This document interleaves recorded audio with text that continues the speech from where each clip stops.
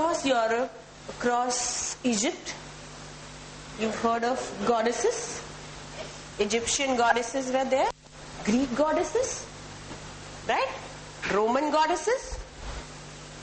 Even in China you have a Kuan Yin, who's again a goddess, okay? So the goddesses were always there. And do you know what is the world's most oldest religion?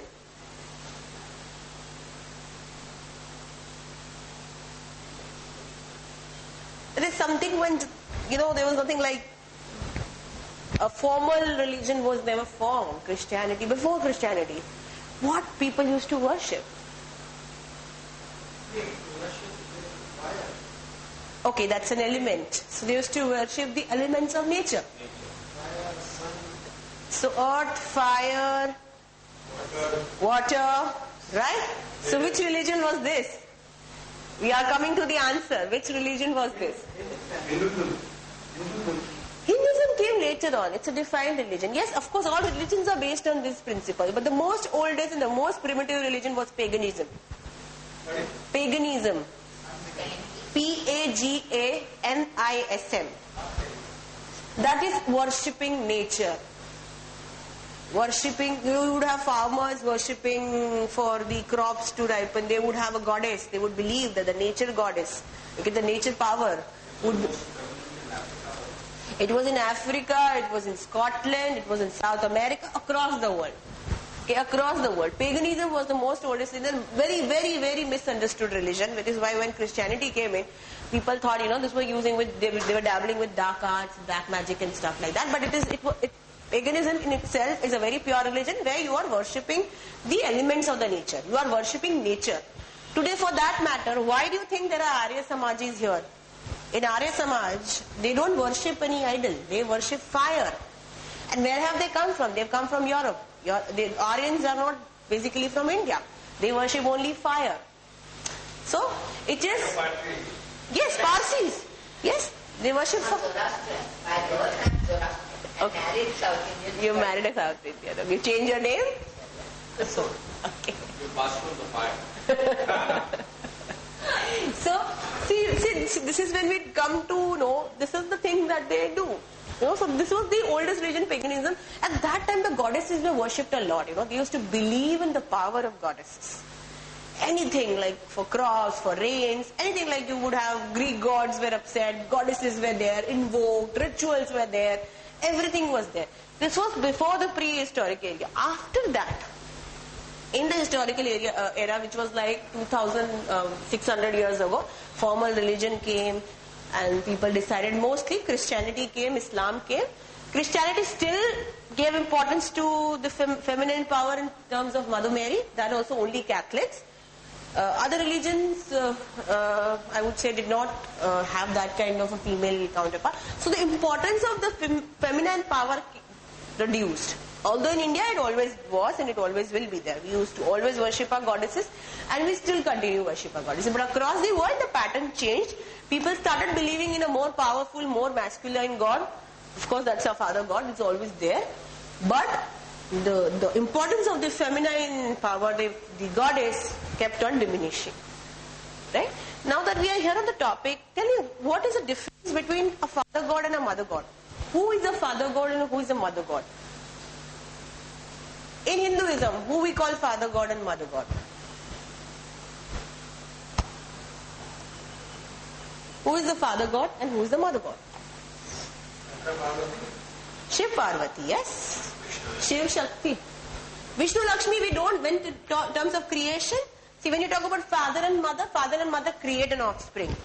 Okay, whenever the creation comes, we always talk about Shiv and Parvati. That Shiv in Indian context is the creator. The father God is the creator. Okay, and he is the one who maintains the balance, he maintains the equilibrium.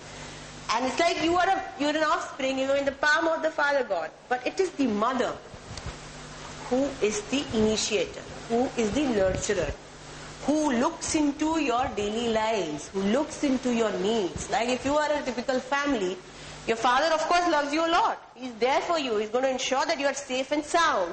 Okay? But he's just there to maintain. Who looks into the daily nitty-gritties? If you want a certain thing, who convinces the father? If you are upset about something, who wipes your tears? Who ensures that things work out for you? It is always your mother. Right? So, when we talk about a father god and a mother god, of course, the father is important, it is very respected, but it is the mother who will immediately rush to you whenever you call out to her. And that is why when we talk about the feminine power, we touch base with the mother. Okay? Now, I want you to know, tell me, which are the goddesses that you guys believe in? Let's talk about that first. Tell me personally. Of course, I have, then I'll explain the concept of key goddess to you. There's something called a key goddess that works with each one of us. But, anybody?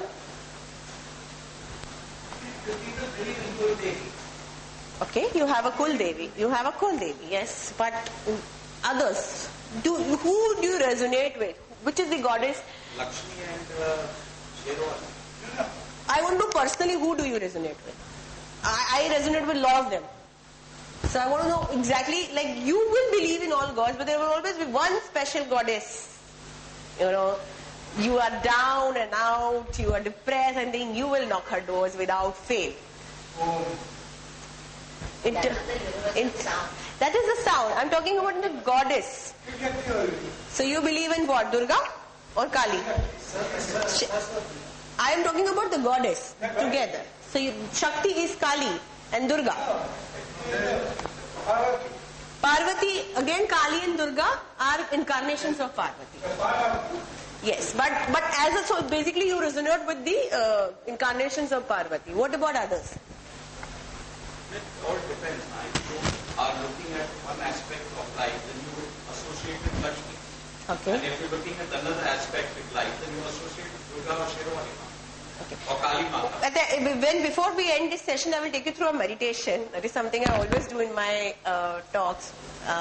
Wherein, although you will differently associate different goddesses for different purpose, in this meditation you will see one key goddess.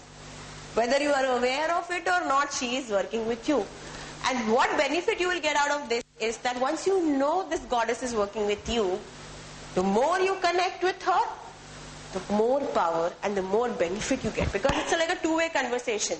Till then she is trying to get to you and you're not even looking. And it's like I'm saying hi to you and you're looking somewhere else. So we cannot have a two-way conversation. Now with this, you will be able to talk, open the communication. Right? So this is, yes, we work with, I personally work with Kali and Durga. That is something, they are Kali is my key goddess. Everything that I do, I owe it to her. And Kali, excuse me, I'd like to clarify that. That is the reason I'm having this workshop. She is the most misunderstood goddess. She is the destroyer of power. Let us... Absolutely, bang on. Kali, people fear Kali. I'll tell you my experience. When I started on my spiritual journey, I always used to believe in Durga. Okay, I was a very devout follower of Durga. But when I started my journey, I started having visions of Kali. I would have Kali in my dreams. I would have Kali talking to me, giving me signs and signals. I was very scared. I said, oh, this is, why? Because we feel scared because of the Tantric Vidya. People associate that Kali is used for negativity. Kali is used for black magic. Nothing further than that. See, understand, no goddess, no god will be able to destroy anybody. Yes, there is a power that you have. Today, if I am a psychic, I have a power. Okay, it is the responsibility of me. My responsibility whether I heal or kill. Okay, that is what it is. But Goddess Kali is somebody, when you accept her fully with your heart as a mother, she will love you so much, and the kind of love, security and joy that you will get is something that cannot be described. It as something that you have to experience. She is too good. Right? So it's when she comes... Sir, faith happens when you see miracles. Faith happens when you see proof. Nothing works without proof. Let's be very frank with it. I may have a lot of workshops, I may have a lot of talks, and I'll tell you this God is good, this goddess is good, this angel is good. But unless after the workshop is over, you go back and see the proof in your life, you will never believe it. So there is one thing that my soul told me. Put your logical mind aside. As long as you are going to Absolutely. prove your logic. Logic is not I'm not saying keep your logical mind on. But yes, there is nothing wrong in asking for proof. Because in my interaction with the angels and my interaction with the goddesses and the gods, I always say, fine, my logical mind is not active, but at the same time, there's nothing wrong in asking for proofs because they love giving you proofs. And the proofs are like bang on. And then your doubts are completely, it's like your ego, your conscious mind is cut permanently. It will never have the capacity to come back again and doubt your convictions. Always ask for proof. If you are there, if it is there, give me a sign. Give me a proof. And believe me, 100 out of 100 cases, they will give you proof. Right? It's not a wish you ask. You can always ask. We always think we cannot ask. But it's only the person who asks gets answers. If you do not ask, you will never get answers. So always ask for proofs. And when we know the topic of Kali, Kali is, like he said, she is the terminator. She's the terminator of all negative energies. All the negativity which is there within you. Okay, she destroys that. And yes, when you invoke Kali, you have to be better be prepared. It's going to be a roller coaster ride. Because anything which is negative in your life will be just 1, 2, 3 knocked off. So be prepared for that kind of sudden change in your life. If you're not ready for it, don't invoke her. Because once she steps in, you have to just step aside and let her do the work that she's come for. Okay, but believe me, where she takes you is a place of love, is something that you as a soul have been wanting to do, and which is what your soul purpose is. You will never regret it. But it's a personal call. Everybody resonates with somebody. So that's my experience, so I told you about it. Okay, so we talked about Kali. In West, in West there is, when you talk about tarot, you talk about paganism, there is a concept of triple goddess. Okay, do you know what is a triple goddess? Goddess. That is in India. I know Lakshmi, Saraswati and Parvati, those are the triple goddesses here. But in West, what did they mean when they said triple goddesses?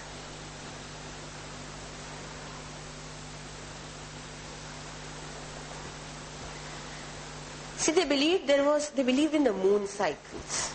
Okay, in West, people believe in the power of the moon, because moon is always connected with the feminine power. Okay, different moon cycles. Women have cycles, monthly cycles. Why? As the moon has.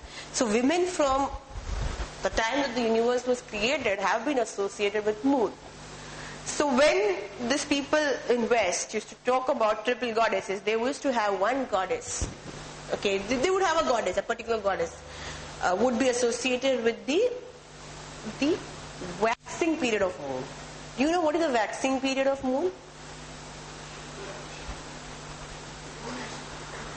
Increasing in size. That is, after Amavasya, the moon starts.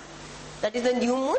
And from new moon to the time it becomes a full moon, that is the waxing period. Right? After that, there is full moon. And there is then the waning period when the moon starts declining.